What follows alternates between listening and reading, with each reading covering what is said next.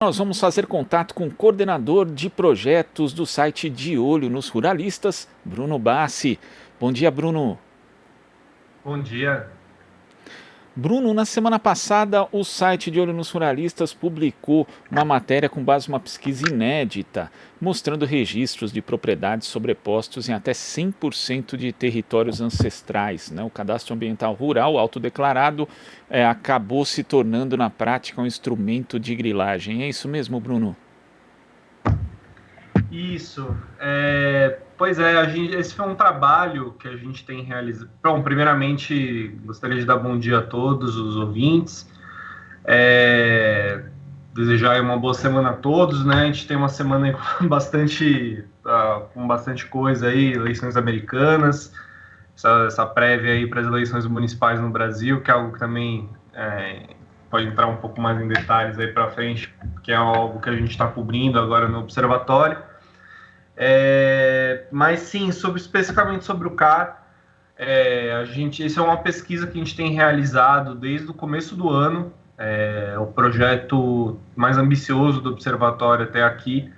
A gente analisou a situação fundiária de 735 territórios indígenas em diferentes fases de reconhecimento pela FUNAI, e a gente constatou um uso intensivo em mais de 200 desses territórios do cadastro ambiental rural, que era para ser uma ferramenta de regularização ambiental pelo Código Florestal de 2012, né, implementada pelo Código, mas que tem sido utilizada em ampla medida para tentar regularizar, em alguns casos até grilar, terras que estão sobrepostas a áreas indígenas, não só as que estão em fase de reconhecimento, fase de demarcação, como também as que estão em fase já homologadas ou até mesmo regularizadas, que é a última fase necessária para o reconhecimento de uma terra indígena. Então, é um processo que ele já acontece de alguns anos, ele tem se intensificado nos últimos anos, usando esse instrumento que era para ser um instrumento de regularização ambiental e ao longo do tempo foi transformado numa espécie de regularização fundiária, às avessas, né, como a gente tem visto nesse processo.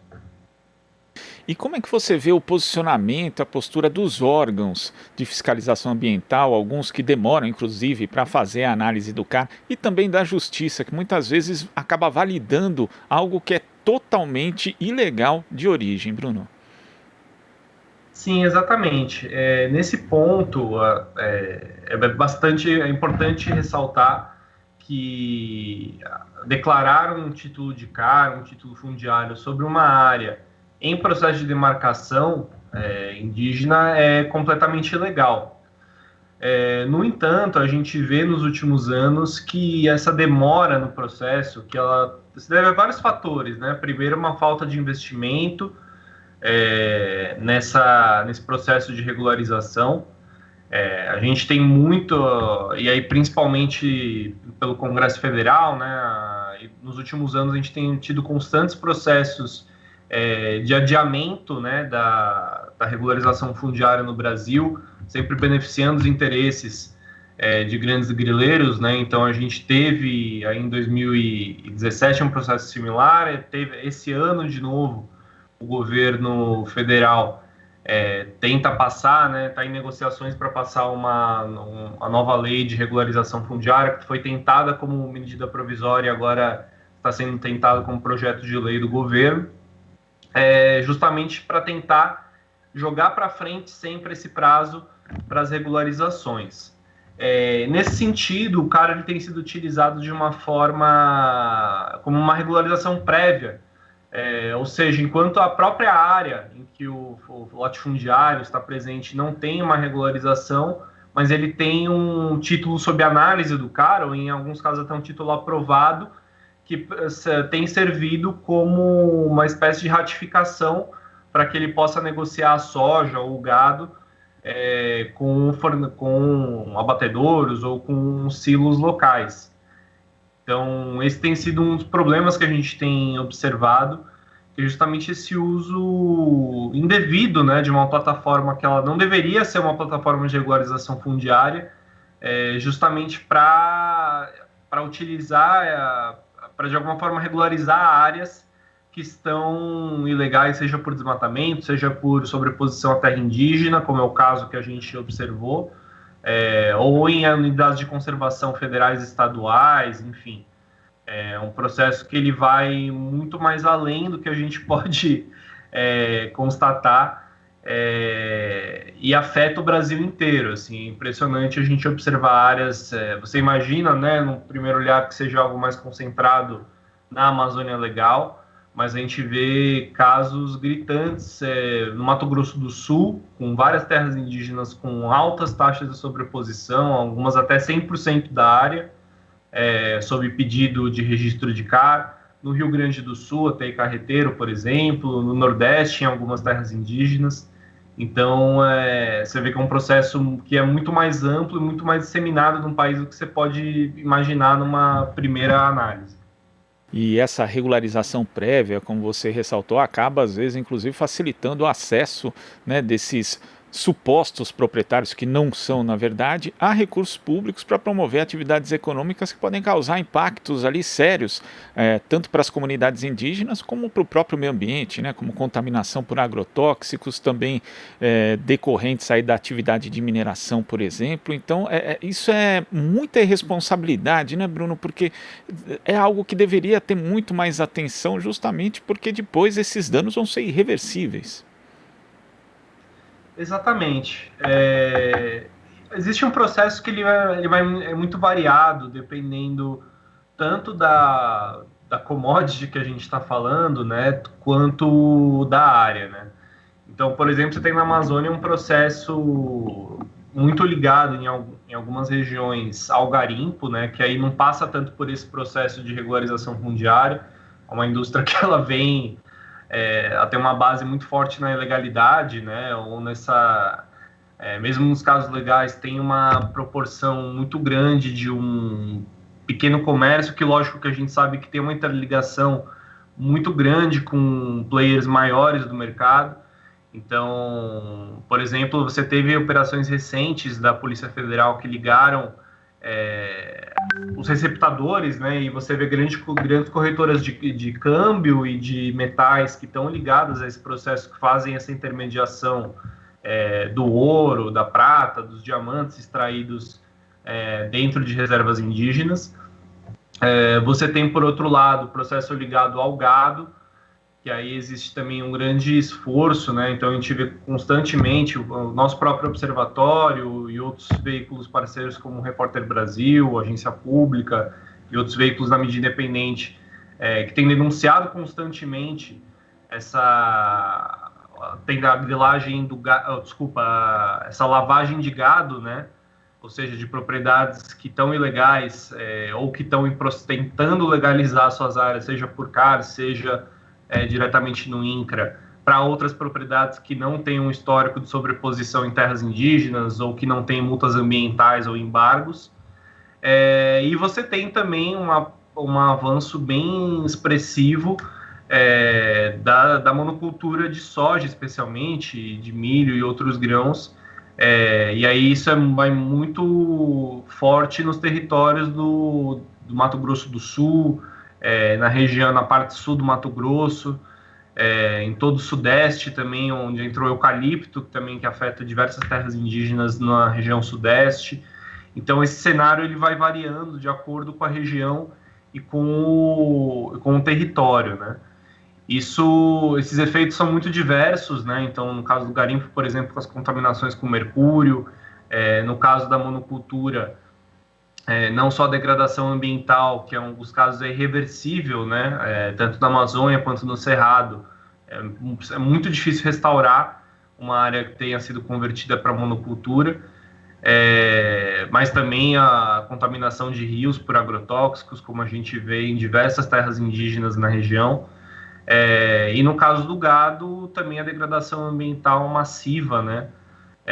Que a primeira etapa, né, a derrubada de madeira e venda para madeireiras, e a segunda etapa, a implantação de gado, que é utilizado como essa demonstração de ocupação da área, né?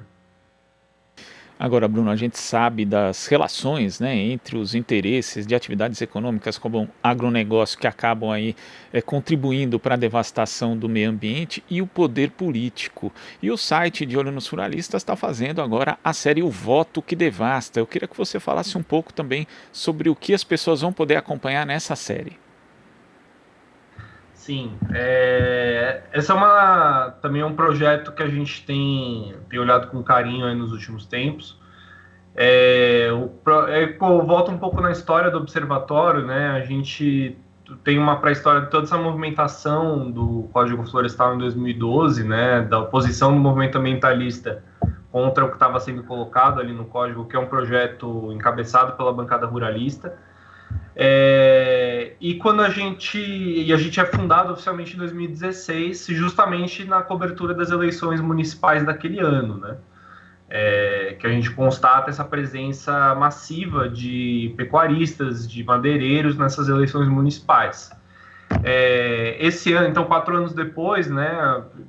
Nesses 4 anos que a gente comemora de aniversário, a gente teve essa visão mais ampla de também pegar os políticos detentores de terra que disputam as prefeituras e numa análise mais ampla, multados ambientais, com histórico de conflitos sociais contra povos e comunidades tradicionais, especialmente na Amazônia Legal, mas não só.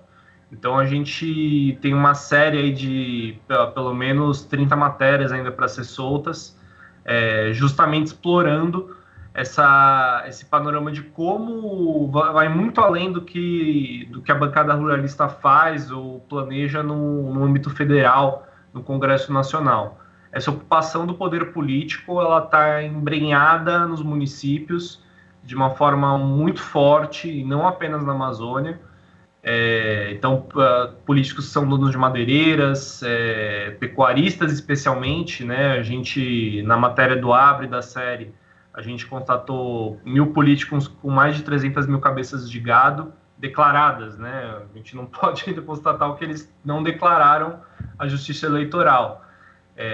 Então, só de declaradas a gente tem uma média absurda de declaração de bois por território, uma média de 300 por político, né?